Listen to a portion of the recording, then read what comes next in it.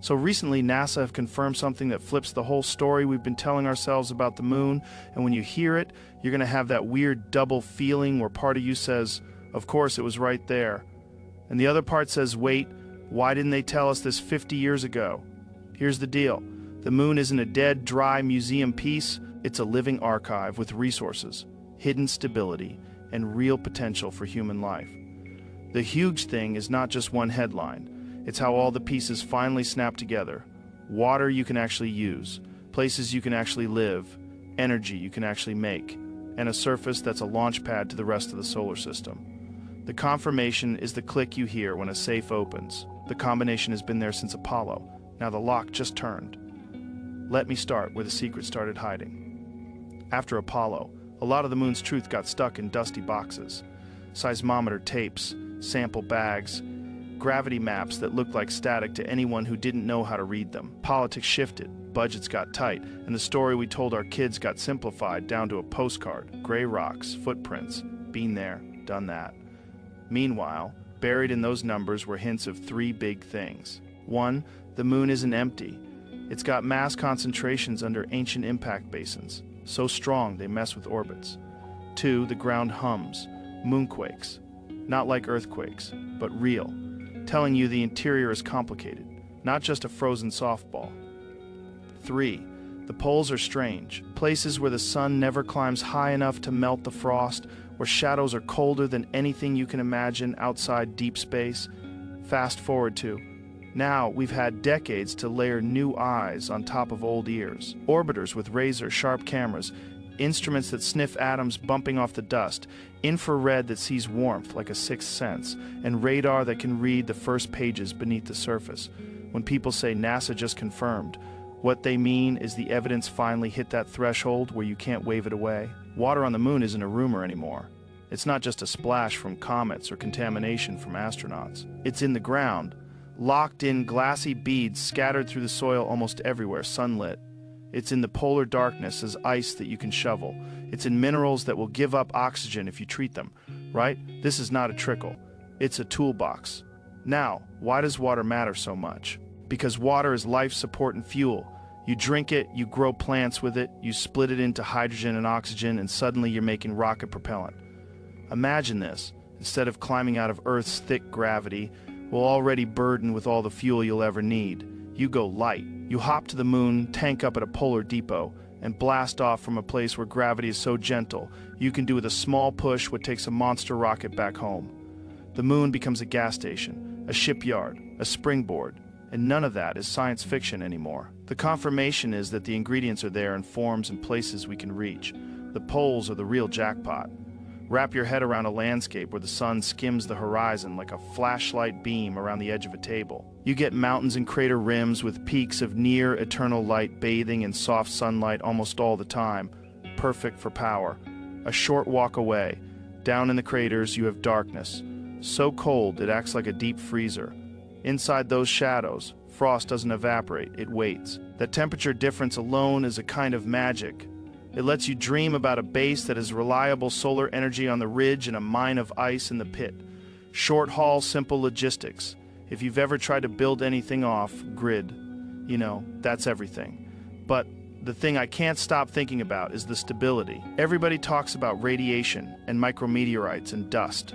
Yes, those are massive headaches. The surprise is where you hide from them. Under the surface are caves, not little nooks, vast lava tubes, the hollow scars of ancient flows. Some of these are big enough to swallow entire city blocks, and inside them, the temperature barely changes. So instead of roasting in the day and freezing at night, your habitat sits steady, like a wine cellar for humans. The confirmation here is not just there are caves. It's that these caves and skylights, those weird circular holes that open into darkness, exist near places we want to be anyway. Near mare regions with metals and basalt. Not just one lucky cave, a system. Add the geology to the water, and you get a recipe. Basalt's rich in oxygen regolith that will give up oxygen if you roast it. Metals to print structures. Glassy soil you can sinter into bricks. A polar cold chain to store ice.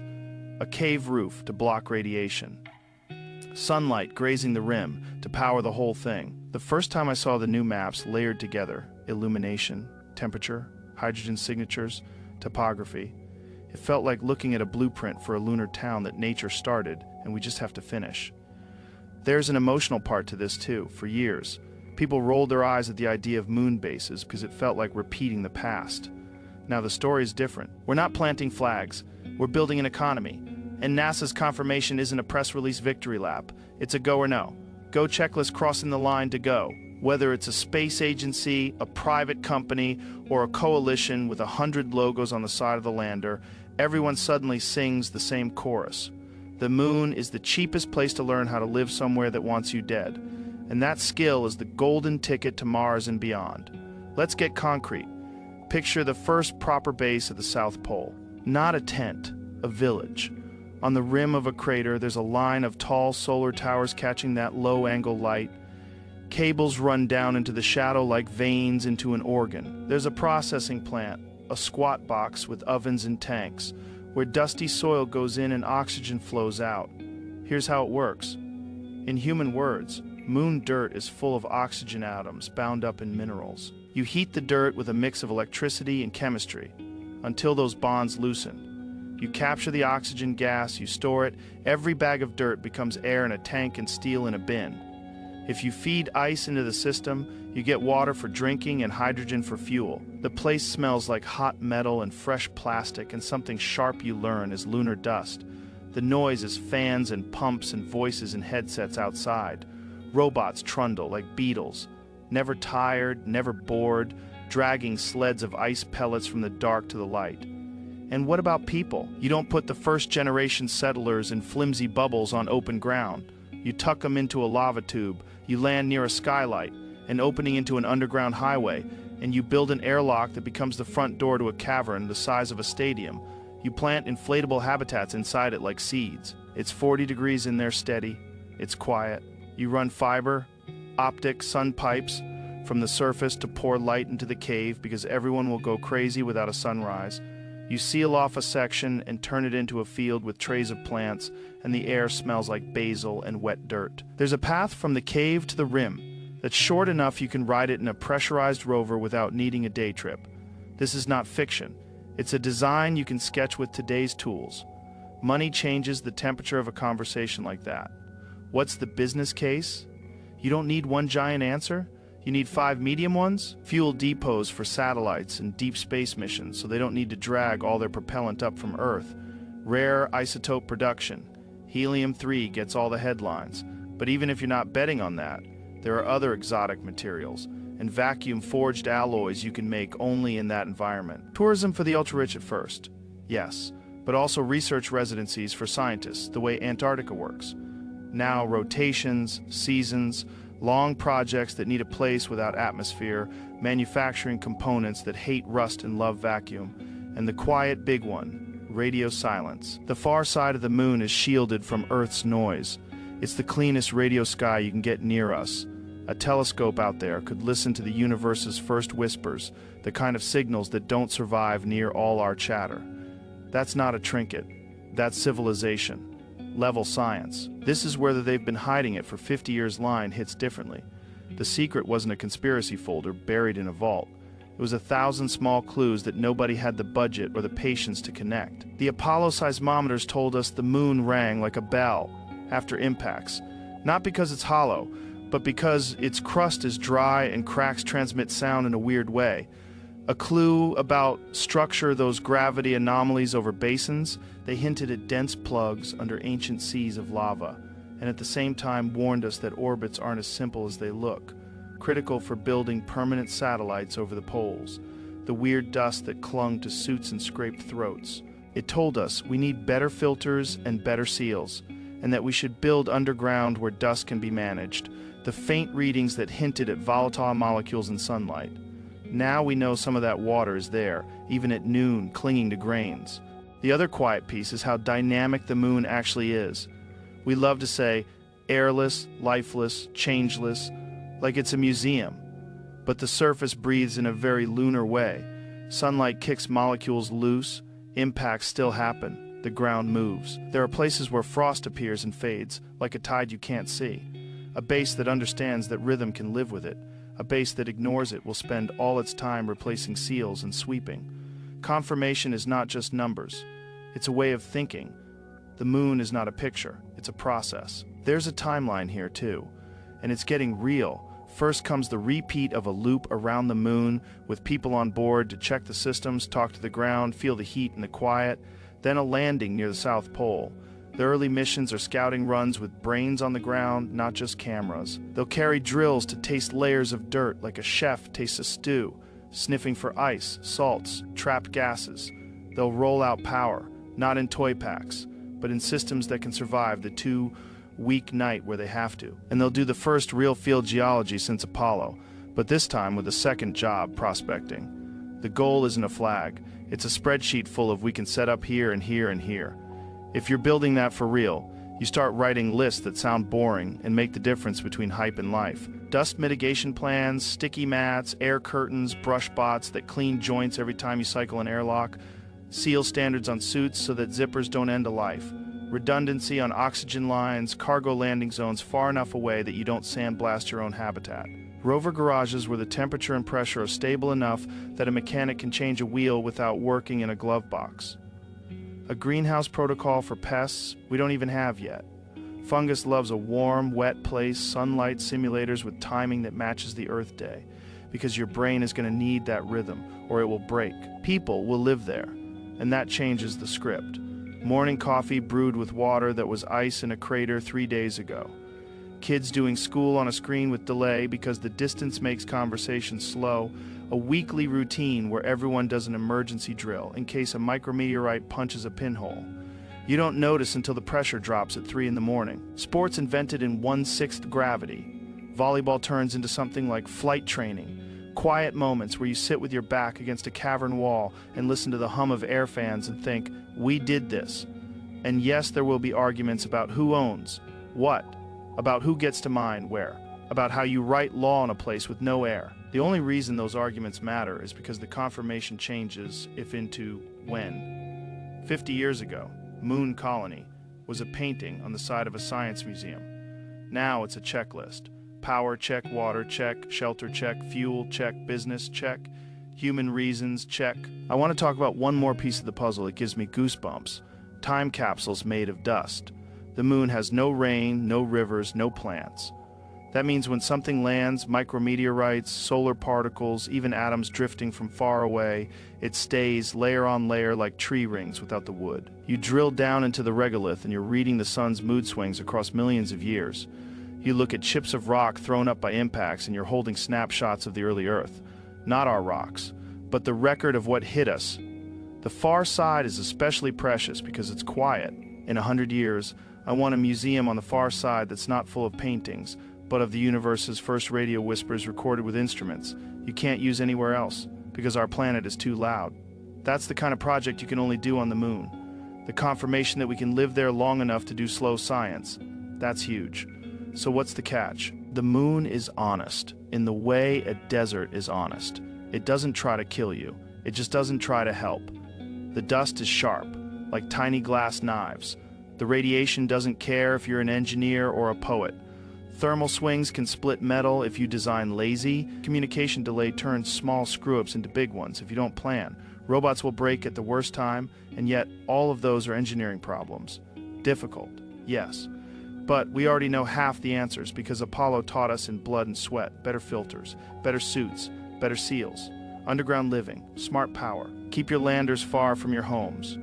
Slow is smooth, smooth is fast. And the culture we build matters as much as the tech. If the moon is going to be more than a backdrop for heroes, it needs communities. Rotations like Antarctica at first, then longer stays, then families. A school curriculum that includes how to patch a pressure breach alongside math, art that uses dust and ice as mediums. Rituals, Friday dinners, solstice festivals, the day of the first sunrise after a long night. The first time a kid on the moon grows a plant from seed and gives it to a new arrival as a gift that will be as important in a human way as any flag. I have to circle back to that hook. They've been hiding this for 50 years. When you look at it in the harshest light, it's not that anyone kept a single explosive truth secret. It's that the truth was too big to fit into the story the world wanted after Apollo. We wanted a victory lap and then an exit. Budgets shrank, attention wandered, the moon kept whispering, and a handful of teams kept listening. And now the chorus of all those whispers is loud enough to be a shout. The moon is a place to live. We are not talking about maybe someday. We're talking about the next chapter already being printed.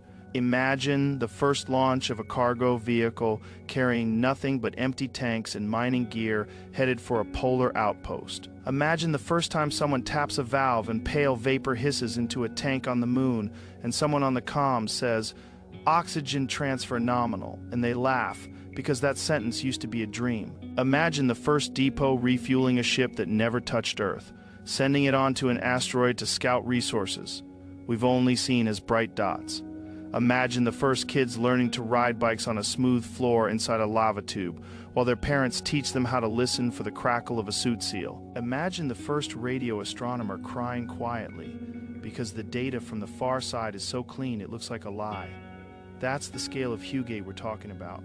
Not a clickbait, hidden alien bases headline, not a stunt, a structural change in how humanity uses near space. Once the moon becomes part of our logistics, Earth's gravity is no longer a prison. It's a home port. Once the moon becomes part of our science, the universe gets quieter and clearer. Once the moon becomes part of our culture, the word world expands, and kids grow up with maps that include neighborhoods with names like Sooth Rim Ridge and Skylight Town. And I know someone will say, why spend on that when we have problems here? The answer that feels right to me is that this is not a zero-sum game. The same technology you need to recycle air, water, and waste in a place with no margin will make cities on Earth cleaner. The same discipline you need to use sunlight and storage to survive a 2-week night will make our grid smarter. The same humility you need to listen to a place that doesn't care about you will make us better at living anywhere. The moon is not an escape from our problems. It's a laboratory to learn how to fix them with less. So, yeah, NASA just confirmed something huge about the moon. Not a single shocking sentence, but a chorus. Water we can use, caves we can live in, power we can harvest, fuel we can make, quiet for science, raw materials for building. A path to live beyond our cradle without wrecking it in the process. That they've been hiding this for 50 years part isn't a scandal. It's a confession that we weren't ready to hear it until we could do something about it.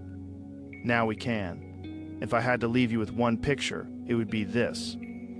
A person standing at the edge of a polar crater at local noon, which looks like midnight on Earth. Their shadow long and weird on the gray ground. In their backpack is a thermos of hot coffee brewed with melted ice from the darkness below.